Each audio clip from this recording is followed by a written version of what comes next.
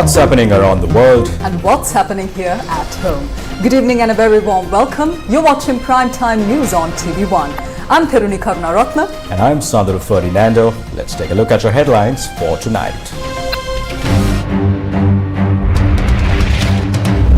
Presidential election must be held this year. Commissioner General of Elections stresses.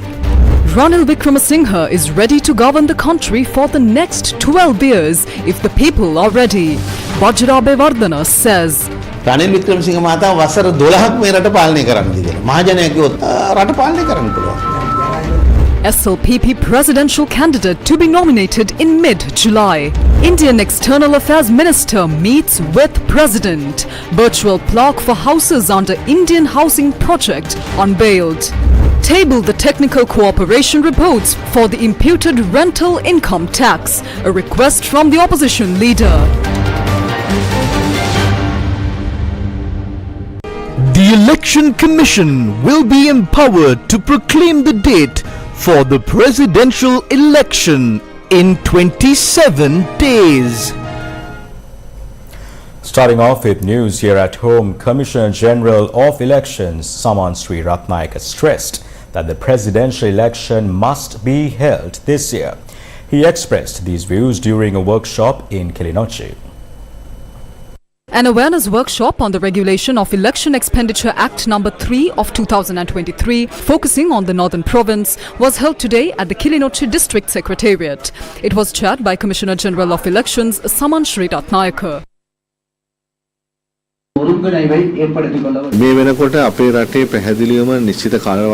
The upcoming election in our country with a fixed time frame is the presidential election.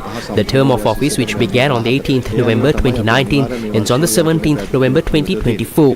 Therefore, the presidential election will definitely be held this year. However, the president has the authority to dissolve parliament at any point after 2.5 years into his term. In this case, a general election would be held accordingly. While a general election is a possibility, the presidential election remains the certainty.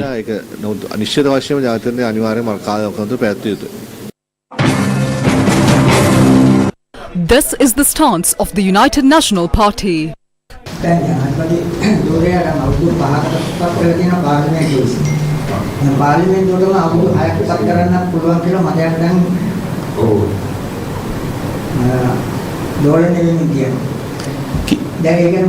මහජන පරමාධිපත්‍ය තුල ආණ්ඩුක්‍රම ව්‍යවස්ථාව පීරලා තිබෙන්නේ.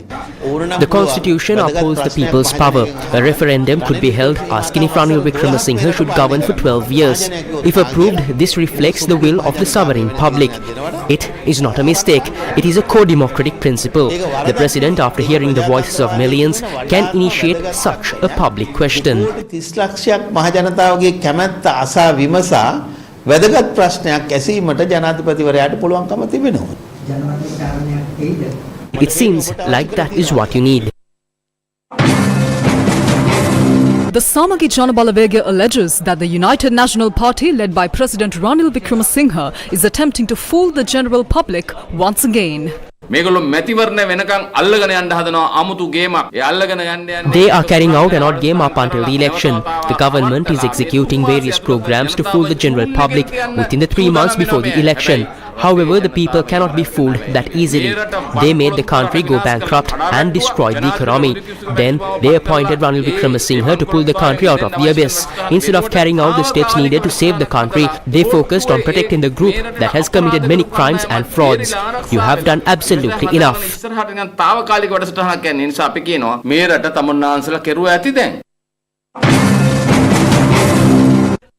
Parliamentarian Sanjeeva Edirimana said that the Sri Lanka Podujana Perumuna will announce its presidential candidate mid next month.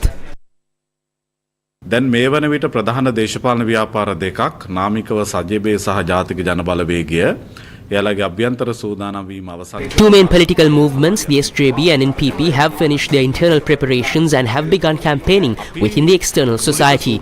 We congratulate them on this progress. We are currently in the initial stages of preparation. Based on our calculations and considering the dates, we believe mid-July is the right time to officially announce our presidential candidate to the country. However, pre-campaign preparation is extremely important after presidential candidacy is revealed. We are currently working on reinvigorating evaluating our internal mechanisms for conducting a successful election campaign. In addition to the campaign, we are also using this time to prepare our proposed policy program for the next government. We have a few qualified individuals who aspire to be the SLPP's candidate. We will nominate the most suitable candidate from this group. අපේක්ෂා කරනවා.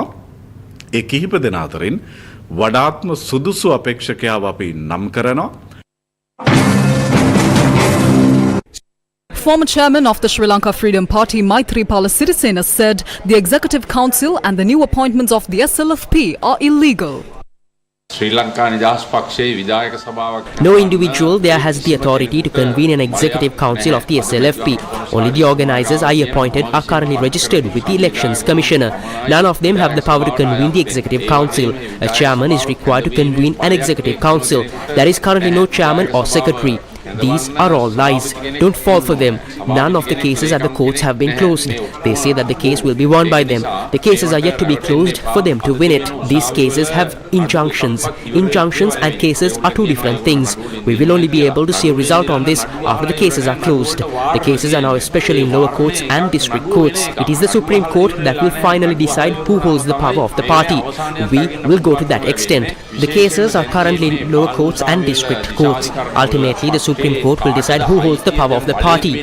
We are prepared to take this case all the way to the Supreme Court.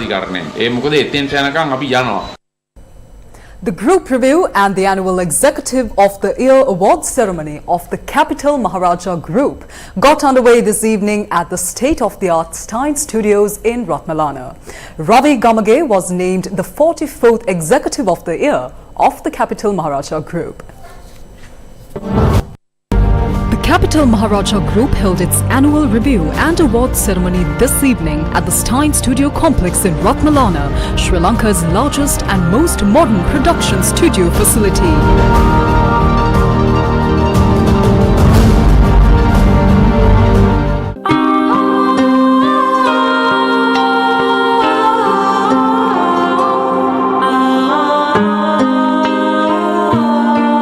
The event recognized the company's accomplishments and outstanding employees for their significant contributions. Dr. Nandalal Veerasinghe, Governor of the Central Bank of Sri Lanka, was the ceremony's chief guest. Chairman of the Capital Maharaja Group, Sashi Raja Mahendran, led the company's top management and a distinguished group of special guests in attendance. I put it right there, made it easy for you to get to.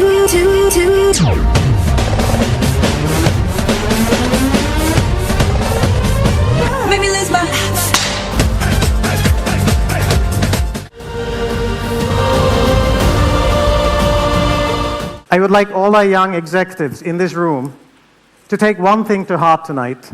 It is better to have an impossible dream than have no dream at all. We are gathered here to celebrate the performance of an executive and to honor the first among equals as our Executive of the Year.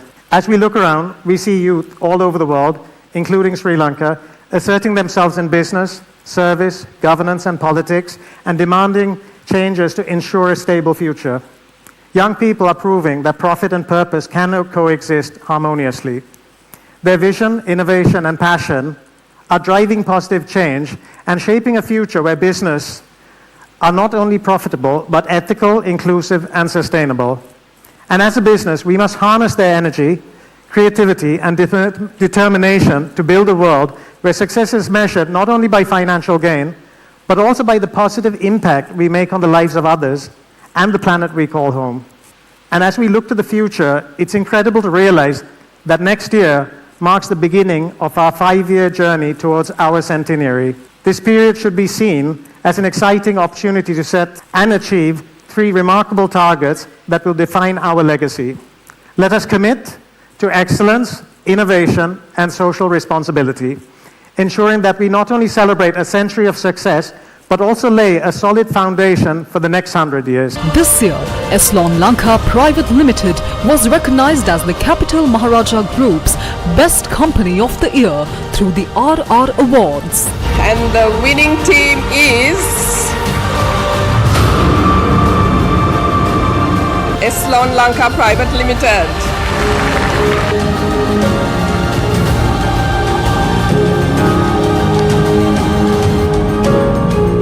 As we navigate the complexities of the global economy, it is clear that we are entering a new world order marked by rapid technological advancement, shifting economic powers, and evolving consumer behaviors. To thrive in this dynamic environment, we must embrace innovation, agility, and resilience. Our journey forward requires us to think beyond traditional boundaries. We must remain committed to sustainability, building practices that can weather future storms. Each of you plays a crucial role in shaping our future. Your dedication, creativity, and hard work are the cornerstones of our success. As we celebrate tonight, let's take pride in our resilience and accomplishments. Despite the odds, we have not only survived, but thrived, setting new benchmarks for excellence. Together, we will continue to drive innovation, growth, and success for CMG and for Sri Lanka. To present the Achievers Award. The event also saw the presentation of Top Achiever Awards to various deserving individuals. Top Achievers Awards were presented at the event to Samit Basnayaka, Manager, Sirasa TV Stein Studios, Chaturanga Disanayaka, Product Manager, Lanka Private Limited, Diloshan Peter, Electrical Engineer, TCMOL, Lakmal Kirindigala, News Reporter, Newsfirst, HGP Sugatatira, Finance Manager, Hawkrose Chemicals Private Limited. It's the leadership, management, and the communication.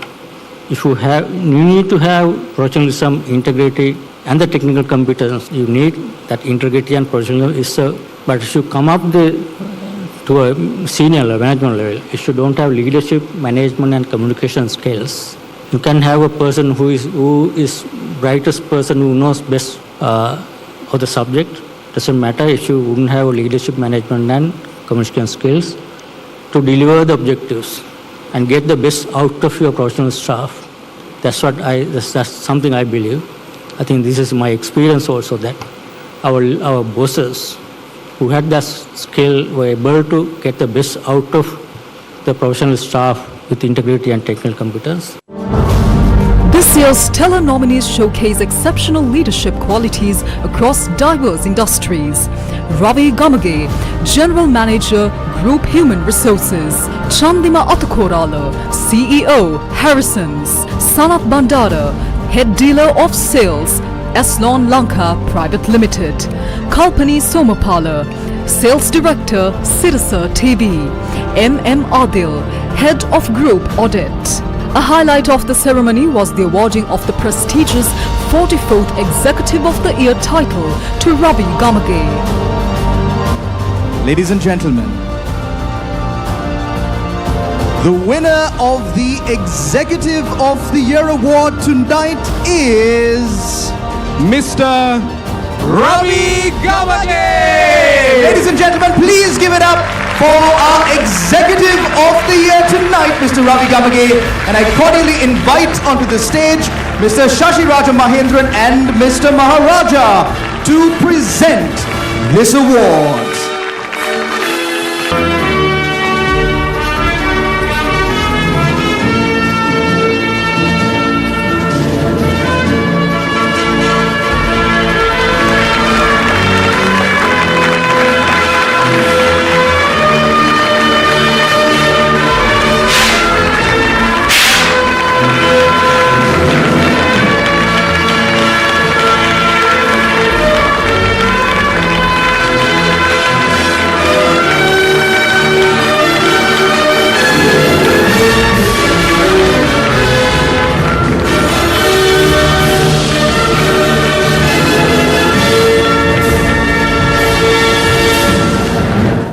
It's been a roller coaster, and there are some people who have been with me through it all. Firstly, my wife Rowena, my parents, my family, and my closest friends. Then I must thank Mr. Shashi Raja Mahendran, Mr. Sunil Khanojia, Mr. Surang Jayarat, and late Mr. Senrod Kapukotwal. All of them believed in me when I didn't believe in myself. They pushed me to push my boundaries. Thank you for all the doors that you have opened for me. There have been bosses and friends and family all rolled up into one. I would absolutely fail today if I didn't mention the boss, late Mr. Raja Mahendran. I don't know how or why he picked me out of a sea of people and put me to jobs that didn't even make sense to me at that time. But clearly he had a plan. Thank you, sir, for all the scoldings and the encouraging nods from a distance. Now, there's a huge misconception that EOTY is an individual award. Nothing could be further from the truth. You cannot win EOTY alone. As I stand here today, I stand on the shoulders of 1,000 people. I can't mention them all, but there are a few I really have to. All the group directors and the heads. Each and every one of you have a stake in this award too. You have guided me, helped me, fought with me, but together we make CMG move forward.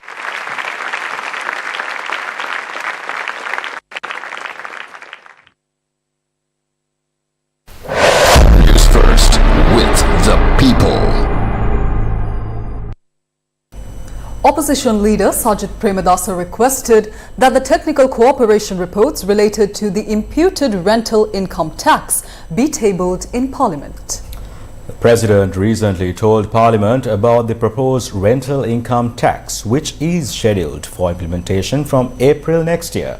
He said that this tax would only apply to a limited proportion of Sri Lanka's population.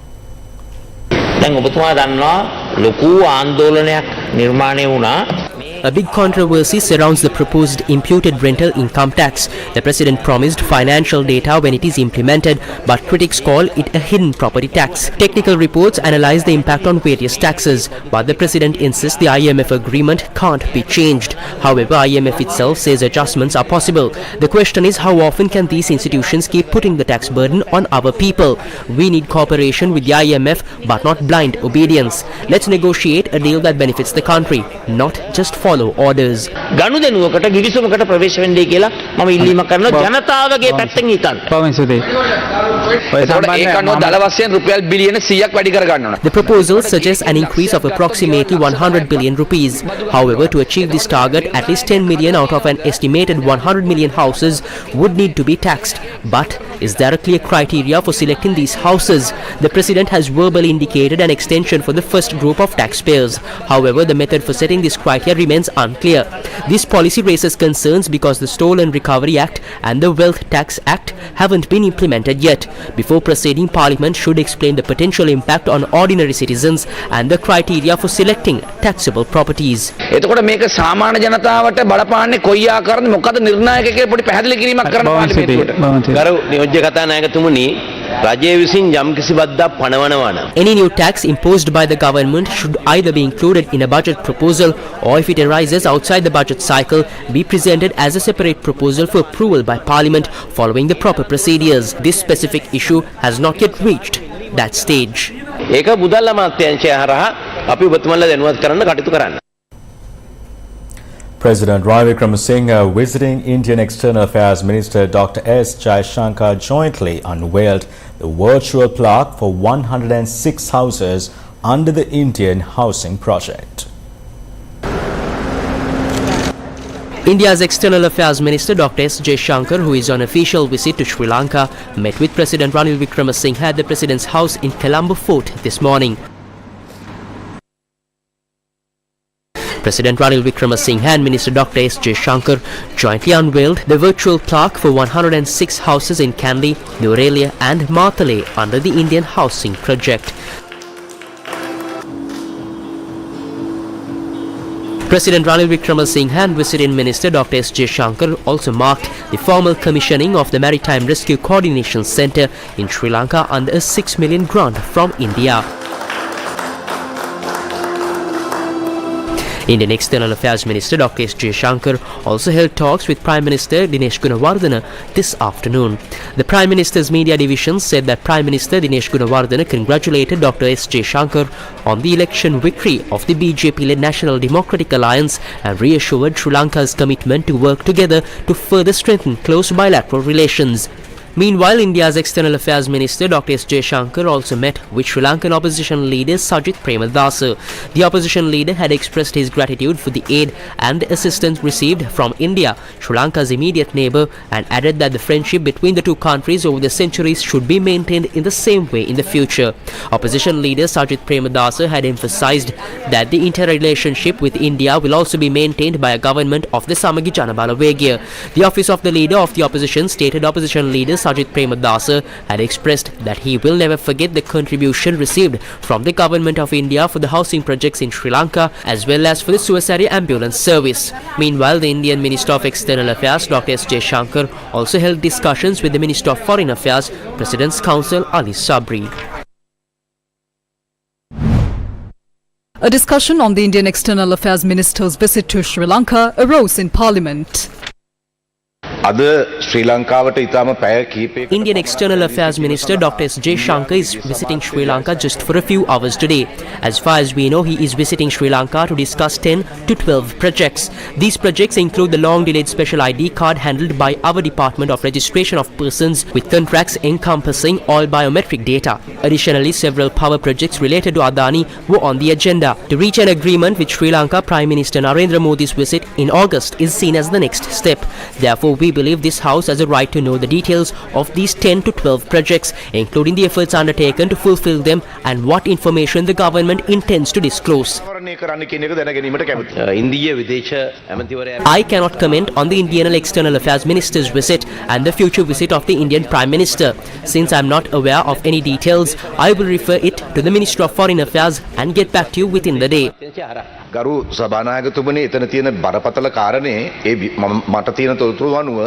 Honourable Leader of the House, this is a serious matter. According to my information, one of the 10 to 12 projects involves the transfer of data held by the Department of Registration of Persons to an Indian company. In the current economic crisis, if this project is undertaken due to strong pressure from a neighbouring country, it would be highly detrimental to our nation's sovereignty.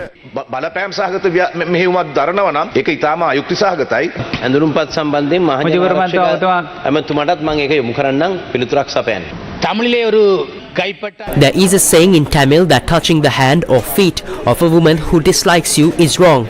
This seems to be the issue with some here, especially political agents who have started complaining about a recent interaction. Feeling intimidated by one official, External Affairs Minister Dr. S. Jaishankar does not bode well for how you might react to Prime Minister Modi. After all, India is a close neighbour and a frequent source of aid in times of crisis. It is people like these complainers who create negativity when a representative from India visits. This fuels the misconception among some Sinhalese people that India is somehow anti-Sri Lanka. This situation clearly needs to change.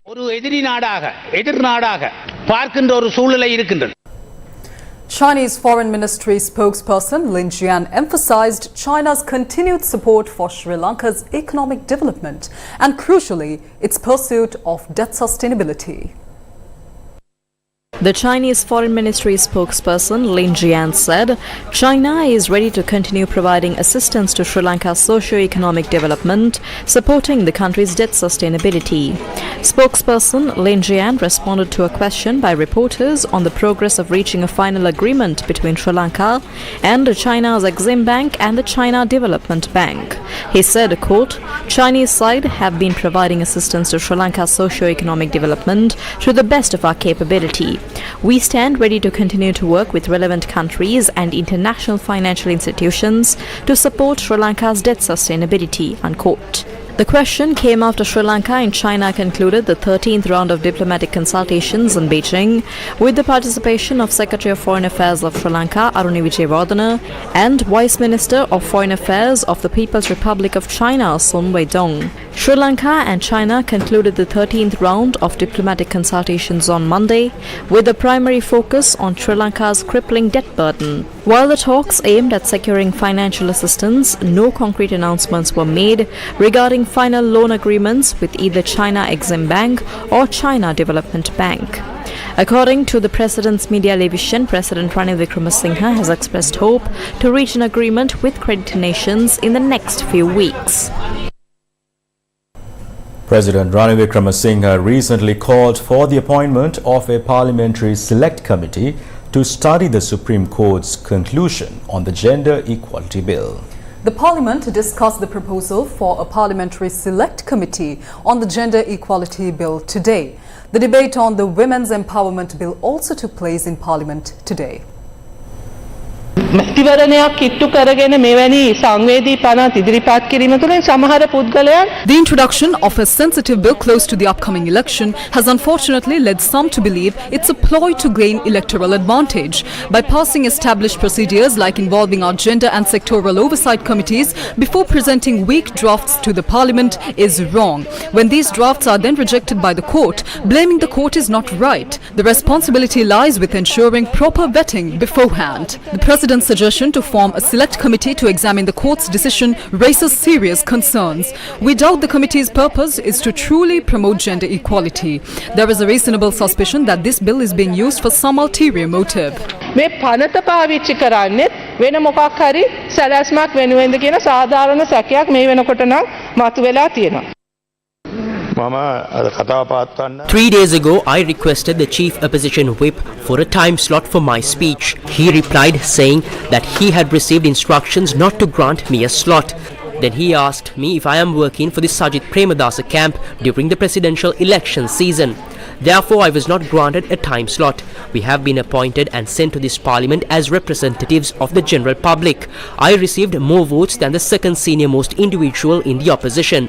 I received 113,000 votes. I think the person who denied me the time to speak received only about 70,000 votes. I did not give up. I have requested the government side for a time slot. I am thankful for those who granted me that opportunity. Honorable Speaker, I believe you dedicate a time slot for members of the opposition. The time is dedicated based on the number of MPs as a percentage. You will have to create a mechanism of some sort to ensure that we are given the time to speak. From that dedicated time, usually each opposition MP speaks for about 40 minutes in total. They speak at every parliamentary session. I get the opportunity to speak only once in every 3 sessions. The time that I am supposed to get has been used by some other MP. If you are not granted the time slot to speak simply because we do not support a certain faction, there is something very much wrong here. You need to correct this issue. We engage in clean politics. We do not do politics by distributing alcohol to the people or by any other unethical means. We do not accept bribes. I have also not obtained funds from casino owners and smugglers and proceeded to donate items to schools and hospitals. Therefore, we are entitled to our parliamentary privileges. Now, a district organizer has been placed in charge of my electorate and he is distributing alcohol among people there. Throughout the 7 years of me being in charge of the electorate, never have I ever given a glass of alcohol to anyone there. They had set up a noodle stancil for Vesak and the district organizer was distributing alcohol behind it. It could have even been moonshine. Seeing such things happen is immensely disappointing. We do not engage in impure, unethical politics. We don't ask the people if this is the change they are expecting. If the people appoint leaders based on the images portrayed by these party leaders, we will never be able to pull our country out of the abyss it is currently in. These are the adverse effects of this toxic political culture. These are extremely toxic politicians. About 50% of them are. About 15 to 25% of politicians have no vision. They want to be entitled to social privileges. These people get together and appoint political party leaders. This poll does not leave much of a choice for the people during the election.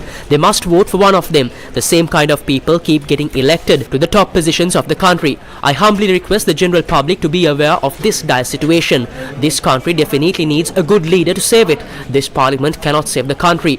50% of the parliament consists of corrupt politicians. To rectify this issue, we need a good leader. So if someone is elected head of state simply because he is a party leader or his father was a head of state, our country will only be directly led towards destruction. ඒ මිනිසුන්ට මේ රට නැවතත් මේ රටේ ජනතාව බාර දුන්නොත් මේ රට අනිවාර්යයෙන් විනාශය කර ගමන් කරනවා. ඒක ඉතා කනගාටුදායක තත්ත්වයක් වෙනවා. ඇත්ත වශයෙන්ම According to parliamentary tradition, the problems of the whole country come to the attention of the opposition leader. He is therefore not obligated to speak, nor is he prohibited from speaking forcefully. Therefore, if someone says he is wasting time, that is wrong. After all, he is the leader of the opposition. According to the British parliamentary tradition, the opposition leader holds certain powers. The opposition leader has the power to speak for the public at any given time and situation. Unfortunately, however, some Sri Lankan MPs seem unaware of this. I must also point out that while my name wasn't specifically mentioned, some of you made indirect remarks about me. Dear Speaker, I would like to highlight that when my wife and I retired as attorneys, we had 400 million rupees in our bank accounts. This information was also disclosed to the Parliament in 2017. There was a time when we paid income tax of 50 million rupees annually while working at the Kandy courts. I would also like to remind you that we challenged the 225 MPs to publish their asset values on the Transparency International website. However, only 20 MPs out of the 225, including myself, have published their asset values on the website. Those who are pointing fingers at us haven't even published these details. The same person who stood up here this morning and revealed my assets has not even published his own asset worth on this website. මගේ වත්කම් ගැන කිව්වා. හැබැයි ඒ පුද්ගලයාගේ වත්කම් website එකකට දාලා නැහැ. ලෝකෙට පෙන්න. මේ රනිල් වික්‍රමසිංහ මහත්තයා T20 ටීම් එකක් හදාගෙන යනවා විපක්ෂේ මේ දවස්වල. Ranil Wickramasinghe will have to form a T20 team within the opposition. I don't know who the captain would be. I'm sure you know who it will be. They have counted in 19 people and need only one more. I have made a list and presented it to Parliament as well. It is even in the Hansard. I am not only talking about the Muslim MPs. 19 of the SJB have been counted in for this team. The names I mentioned are of Muslim MPs who took 100 million rupees. They are actively assembling a T20 team within the opposition. Instead of decentralizing the funds among the 225 MPs, he has created a T20 team and is attempting to get 150 on his side. With the aim of extending his term by another year, he also plans to change the Chief Justice and bring in the Attorney General and get him to agree with this decision. You cannot create a T20 team like this. The core group on Sri Lanka at the UN Human Rights Council has urged the government to ensure that transitional justice mechanisms are independent, inclusive, impartial, transparent, and that they meet the expectations of affected communities. We call on the government to engage with its recommendations to address the suffering caused by enforced disappearances and its impact on all communities. It is crucial that any new legislation developed and implemented by Sri Lanka, including legislation related to counter-terrorism and online safety, fulfills its human rights obligations, including protecting freedom of expression for all. We stress the need to safeguard judicial independence and the independence and transparency of the country's legal institutions. While we welcome the release of land from the high security zone in Jaffna, we remain concerned by ongoing reports of tensions related to land seizures in the north and east of Sri Lanka and by reports of arbitrary arrests, irregular searches and ill treatment in detention during police operations. We urge the Sri Lankan government to ensure that transitional justice mechanisms are independent, inclusive, impartial, transparent and meet the expectations of affected communities. Sri Lanka's efforts to promote reconciliation and human rights through domestic processes continue within the constitutional framework. The Interim Secretariat on Truth and Reconciliation has held 65 consultations on the draft TRC bill, including with MPs from the northern and eastern provinces and civil society. The Office on Missing Persons has traced 16 missing persons and continues to collaborate with the ICRC. The Office for Reparations has granted 2.1 billion rupees to 7,347 families and continues psychosocial support. An important aspect of the economic recovery is targeted measures towards the poor and vulnerable communities. Challenging human rights situations must be assessed with impartiality, non-selectivity and avoiding double standards in keeping with founding principles of this Council.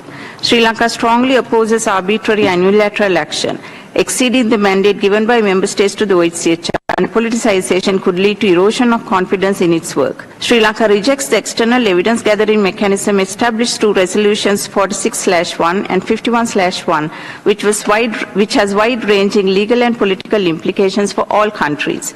It further polarizes communities in Sri Lanka, prejudges the commitment of domestic legal processes, and is a drain on scarce resources of member states.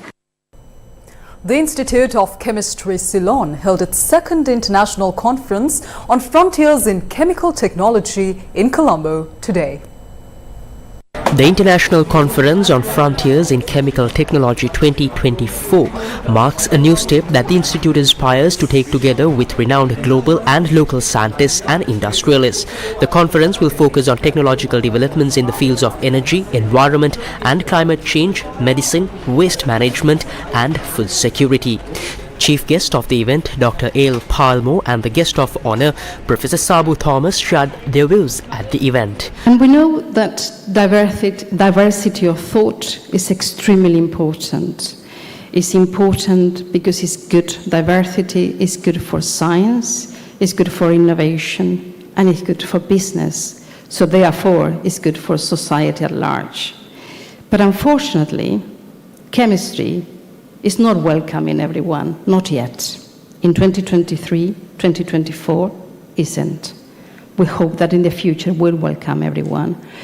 So to tackle this lack of diversity and inclusivity across the chemical sciences, the RSC put a very ambitious strategy to increase the diversity of people choosing and being retained in the chemical sciences. And this is the Inclusion and Diversity Strategy to 2025. Science, chemistry is an international enterprise. We cannot work in isolation, so we must work with many others.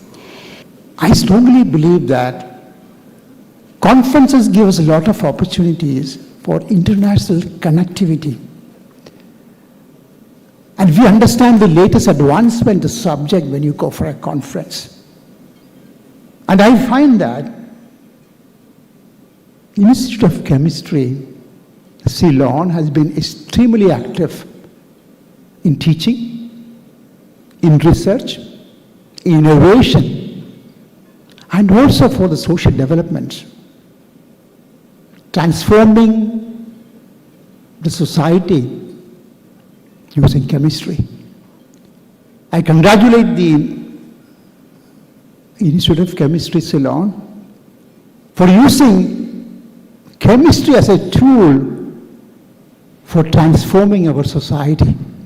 And I am extremely happy to collaborate with Institute of Chemistry, Ceylon.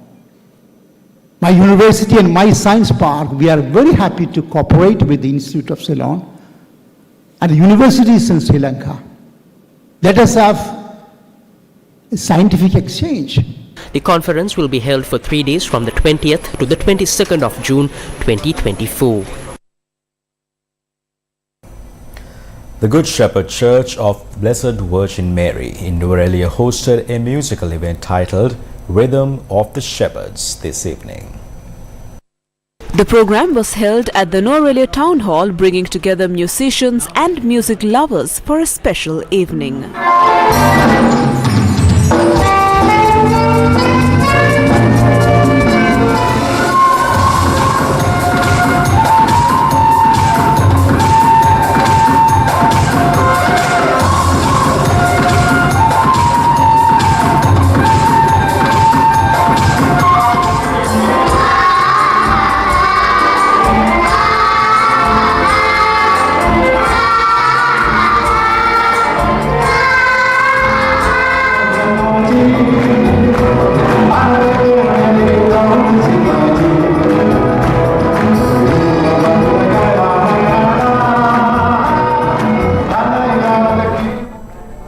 Day 28 of the third phase of the LOLC DVSAVIA program, which is being carried out for the betterment of Sri Lanka's future generation, got underway today.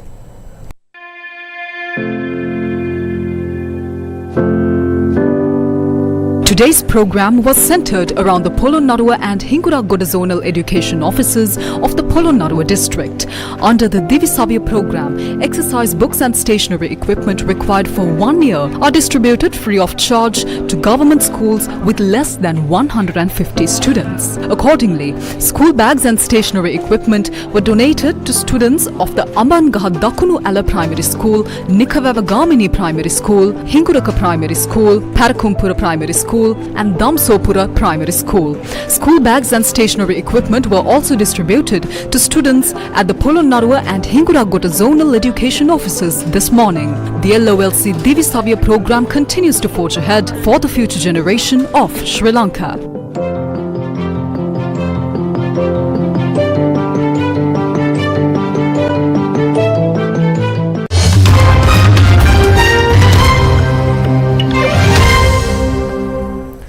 Canada has designated Iran's Islamic Revolutionary Guard Corps as a terrorist organization following years of lobbying by opposition politicians and Iranian diaspora communities. Let's take a look at more details on the world today. Canada has listed Iran's Islamic Revolutionary Guard Corps as a terrorist organization of pressure from opposition legislators and some members of the Iranian diaspora. Announcing the decision, Public Safety Minister LeBlanc called it a significant tool in fighting global terrorism. The move will mean that thousands of senior Iranian government officials, including top IRGC officials, will be barred from entering Canada. Iran's foreign ministry spokesman has condemned what he described as the unwise and unconventional step. Hezbollah chief Hassan Nasrallah has issued a stern warning to Israel, threatening a war with no restraint and no rules and no ceilings in case of a major Israeli offensive against Lebanon. Nasrallah's remarks come amid soaring tensions at the Lebanon-Israel border after Israeli officials reiterated that the country is ready for an all-out war against Hezbollah. Nasrallah said, quote-unquote, all what the enemy says and the threats and warnings the mediators bring and what is being said in the Israeli media about a war in Lebanon does not scare us. He said, Israel is the party that should be scared. Ecuador was hit by a nationwide blackout on Wednesday, leaving some 18 million people in the dark for several hours. The subway system in the capital Quito ground to a halt and traffic lights stopped working around mid-afternoon yesterday. Shortly after the power was restored, Public Works Minister Robert Eluque blamed the outage on a lack of investment in electrical systems. Writing on X, formerly known as Twitter, he said it was, quote-unquote, just more proof of the energy crisis we are dealing with. Foreign media reported that access to drinking water was suspended in some areas, with some residents expressing their frustration at the lack of warning of the suspension. Most of the country's energy comes from neighboring Colombia.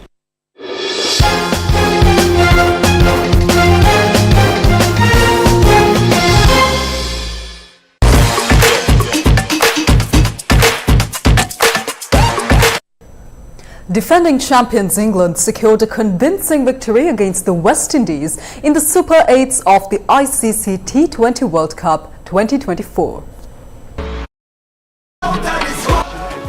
The encounter between the defending champions England and West Indies was hosted at the Darren Sammy Cricket Ground. England won the toss and elected to field first. Opening the innings for West Indies were Brandon King and Johnson Charles. Despite a promising start to the innings, Brandon King was retired hurt on 23 of 13 deliveries. Johnson Charles was dismissed for 38 runs off 34 deliveries of Moeen Ali. Shafin Rutherford was unbeaten on 28 of 15 deliveries. At the end of the first innings, West Indies posted a total of 180 runs for the loss of 4 wickets at the end of their 20 overs. Chasing a target of 181 runs, openers Phil Salt and captain Jos Buttler got England off to a blistering start. The openers stitched up a partnership of 67 runs for England, with Jos Buttler contributing 25 runs off 22 deliveries. Phil Salt was unbeaten on 87 of 47 deliveries, including 7 fours and 5 sixes, guiding England to victory. In conclusion, England chased their target of 181 runs in 17 overs and 3 deliveries, losing just 2 wickets. Meanwhile, India will take on Afghanistan in the Super 8 of the ICC T20 Cricket World Cup 2024 today. The encounter between the two sides will take place at 8 p.m. Sri Lankan time. Cricket fans can catch all the live action of this year's ICC Men's T20 World Cup on TV1 and www.sirasatv.lk. Additionally, all of Sri Lanka's matches can be viewed on Sirasa TV. And with that, we wrap up Primetime News for tonight. Thank you for watching. Take care. Good night.